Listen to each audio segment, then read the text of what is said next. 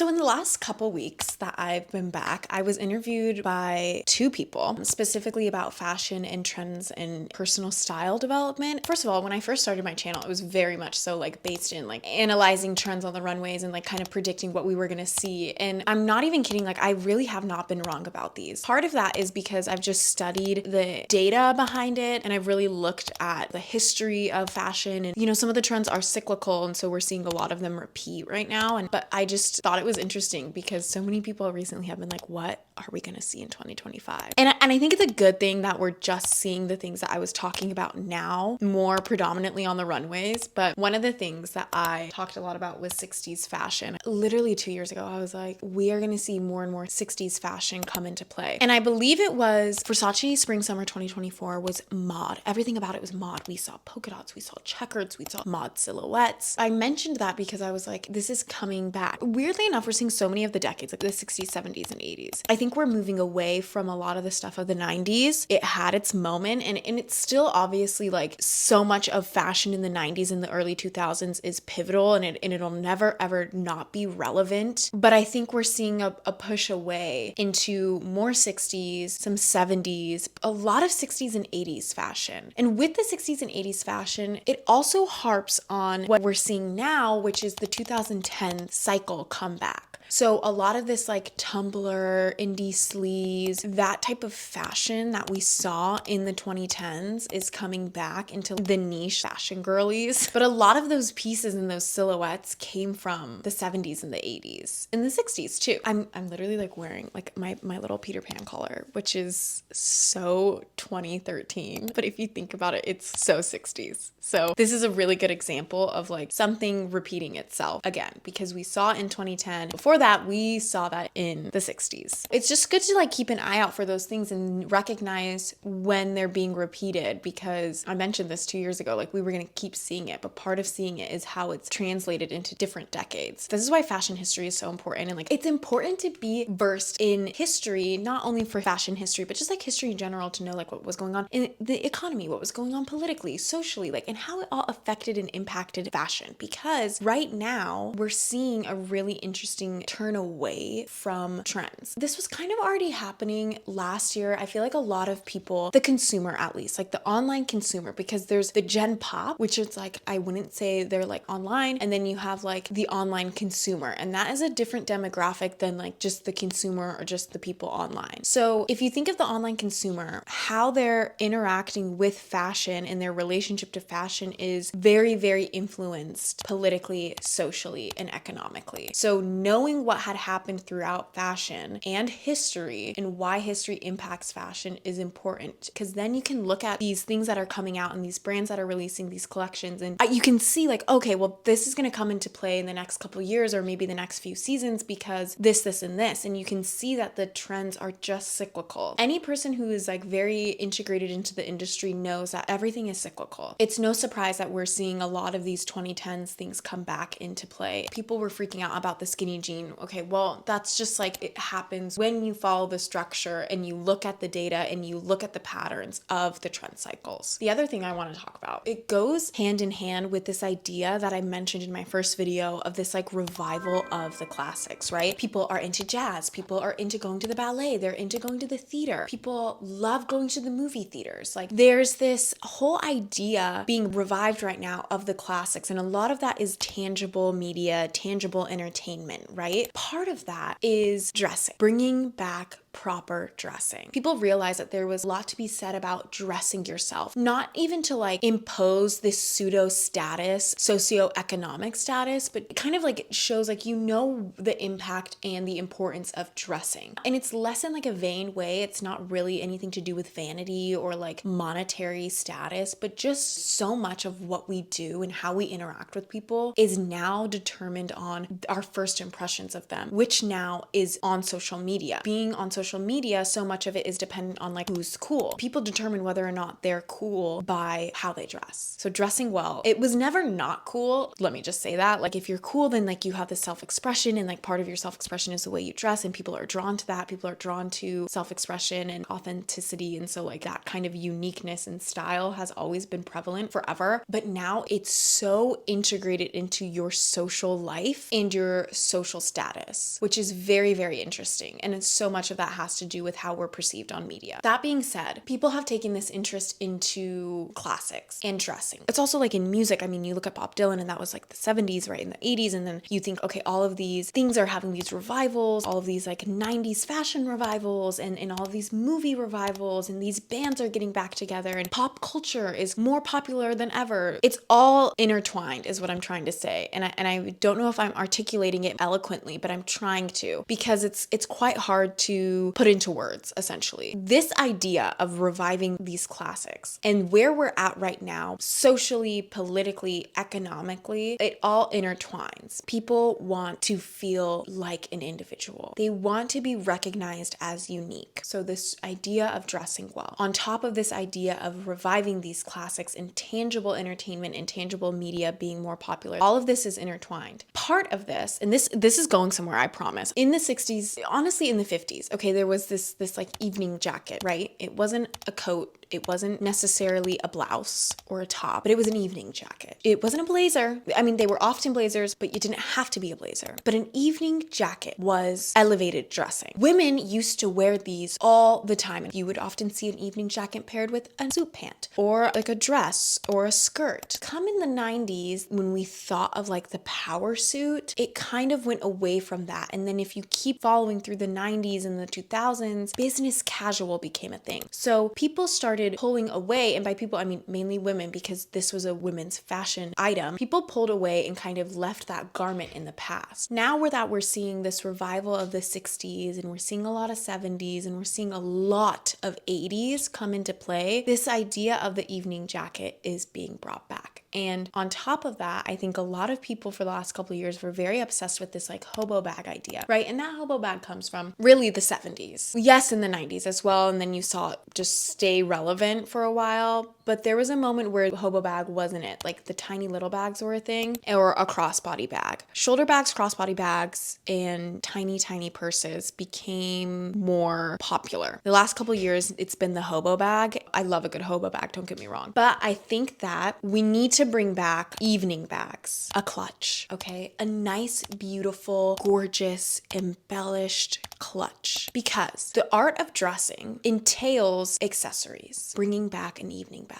There's a difference between a day bag and an evening bag. So I'm seeing a lot of these evening jackets, and it's kind of going off of this idea that I had of a military jacket, where I was like, oh, a military like Hussar style jacket is coming back, which I just want to say is so relevant right now, because so many people are getting them. And I said this over a year and a half ago, and that is so 80s. It's also, yes, very 2000s, very 2010. In that decade of the 2010s, I want to say like peak 2014 to 2016 was when we saw the military. Rihanna in the military jacket. It was Balmain. Yes, everyone had it. That is repeating itself. Piggybacking off of that is this juxtapositioning of wearing an evening jacket with a jean, maybe like a more casual bottom and a heel, pairing it with an evening bag.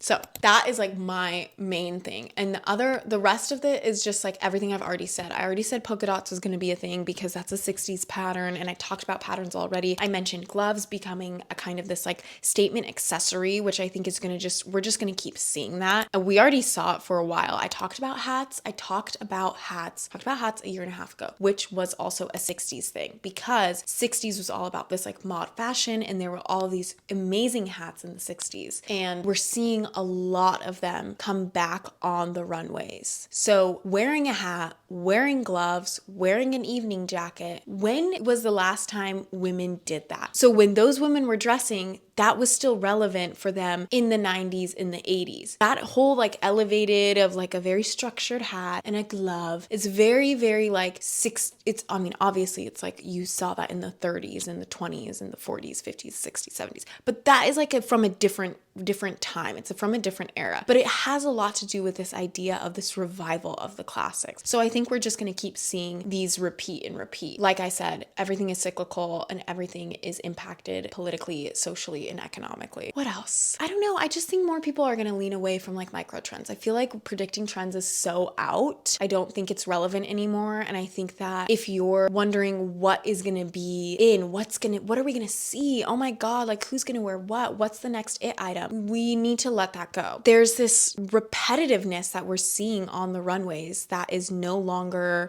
relevant. Nobody wants to buy that. People are over seeing the same thing on everyone else and on all of the runways. I don't think we need another white tank top with a box logo on it. You know what I mean? This push for individualism and uniqueness and just like true personal style that is very, very compatible with someone's identity is like what is going to be, I guess, in, so to speak. I don't think that people want to look the same anymore. There was a time when people were buying the same exact outfit item per item per item based on what their favorite influencer posted. They would literally see it on a story, click the link, that would take them to the page. They would buy it and then the influencer would get commission from it. That's how that works. That idea is so, people are leaving that idea behind. Like we're over it. It's not relevant. People can't afford it. It's not cool because nobody wants to look the same anymore. People have realized that there was craziness with these micro trends and now people are kind of pushing against that. What is important is tangible authenticity, right? So like feeling authentic in yourself because that's what's going to boost your confidence and that's what's going to help you develop your personal style. That is what is, in my opinion, going to be what we see a lot in 2025. And in a way that was like what we saw in the 2010s, right? Like we're talking about the 90s and the 2000s. Okay, but like kind of in a way in the 2010s, there was this whole like push for authenticity, right? And uniqueness. And even though there was Tumblr and MySpace and social media kind of started becoming really, really popular for the youth, people still were unique in essence. They still had this strong sense of self. We are just going to keep seeing that progress. I also just want to say buying into a trend doesn't make you fashionable. But on the other hand of that, wearing something that is fashion forward, not trendy, fashion forward is what makes you chic. I don't think that people need to watch this video and then be like, oh, anyone that wears anything trendy is like so unfashionable and like has no sense of style or individualism. Like, ew, gross. Because that's like so not what fashion is. The most fashionable people, I mean, they have trendy things. Key to it is being able to determine which item is going to last. That's the key. Because a cow print pant, that's not going to last. I'm talking about the ones that we bought in 2020. However, the pony hair cowhide, that will last. Discerning what type of garment and what type of trend and how you want to act on the trend or like lean into a trend is what separates the people from looking like everyone else and then having true sense of style. And I think that's everything. I don't know. I'm working on like kind of developing my reviews for Fashion Week specifically and what we're going to see in the fall, what we've been seeing on the runways. And I just am kind of, I don't know. Fashion feels like kind of limbo right now. We're seeing so many creative directors switch and sometimes we just have to like figure it out. We just have to like let all of the creative directors breathe for a minute. I was trying to figure out why I couldn't pinpoint what I felt about for fashion for 2025. And then it dawned on me. I was like, wait, I have already said all of this. I've said all of this before. That's why.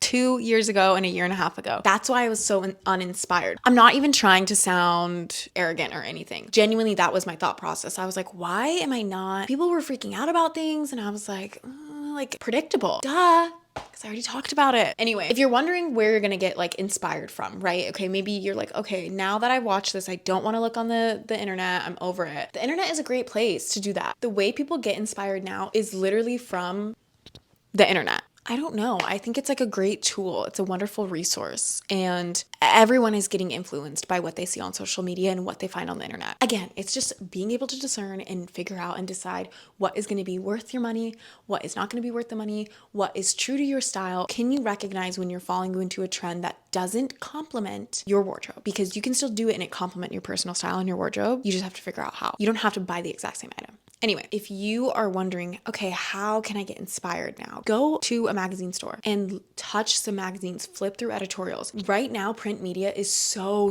back. Like I've been saying this for months. There's been such a crave and like a desire for something that feels like people can connect to it. And that is what print media is. That's what watching the runway videos on YouTube is. It's not looking through it online. It's going and seeing this stuff in person because it will change it. Once you see something something printed out on that gloss, that page, and you flip through it and you read the article, it changes your relationship with everything, and it will change your personal style. And it will also inspire you for, like, if you're going through an editorial and you see, oh, okay, that was something that I saw on the runway. It's often styled in a completely different way than it is on the runway. And then you can be like, oh, I didn't think of styling in that way, or maybe I didn't think of wearing that garment that way. And now you can go out into the world, and when you're shopping and you're online, or maybe you're in person and you see something, you're like, oh, well, maybe I can try to style it the way I saw in that editorial. Again, print media, getting a magazine that has good editorials in it, or following the people that are the stylists, fashion editors. Maybe they don't have 50,000 followers or 500,000 followers. Maybe they only have 10. Maybe if you're lucky, they have less than 10. And those are the coolest people. I think that's it.